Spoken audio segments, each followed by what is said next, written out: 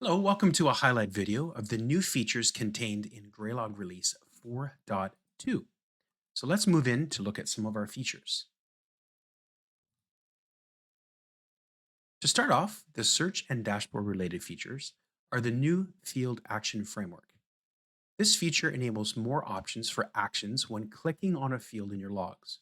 You're able to create watch lists and indicators of these watch lists in your search.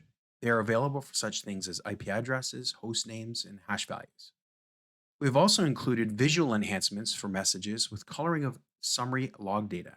These messages can be colored by log type or actions that have occurred in your logs. In this example, a field action, you can perform an instant lookup on this external IP address. You can also add to watch lists for malicious IPs. This can be used for things like pre-populating a web page like VirusTotal with the IP address of your choice. As you see as well, we've included a source username in this watch list. With this field action, you can see a watch list that is stored for reference. Highlighted fields are here in the usernames in question and the questionable external IP addresses. This new feature will allow a security analyst to quickly see results for specific logs for quick investigations. Once these watch list indicators are created in your lookup table, they then will be also available included for queries as a new parameter. You are also able to set this up in pipeline rules. Visualization enhancements like the message summary options give you an enrichment of messages from parsing rules into the Graylog schema that indicate event class and event category into an easy to read colorized summary. Depending on the message type and its severity, you can easily highlight colors with a template for what you need to stand out. This makes understanding your logs much easier. This option is enabled by default, and if the event exists, it is included in the widget for your logs. By editing the widget and enabling or disabling this checkbox for Show Summary Data in the Message Preview section, you will now get the relevant logs.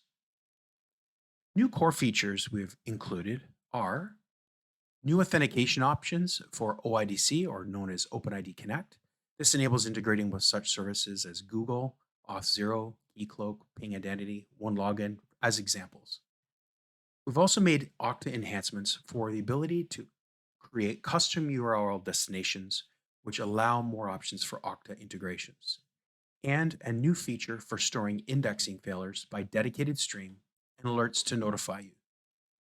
First, you now have a system authentication menu as a new authentication service for OIDC. Here, you will have your configuration options for this new service. With Okta enhancements, you now can configure a specific URL for Okta integration. This presents you more options for authentication into your Graylog instance. The new core feature for storing and alerting the indexing failures will enable you to immediately find errors in your processing of logs. You will see these errors in dedicated streams in your search menu. You can view these failures in alerts and events and create and send notifications of these failures. We're very happy to introduce some new integration features with Google Cloud, Google Workspace, and Google Mail inputs. With Google Cloud and Google Workspace, you now can build individual inputs for each type of service to pull logs into Graylog. Having separate inputs gives flexibility in which logs you are able to ingest. The Google Mail input is a separate input as well, and this will pull logs in similar to what you see in Office 365 logs for email logs. That's all we have for today. Thank you for watching today, and as always, happy logging with Graylog.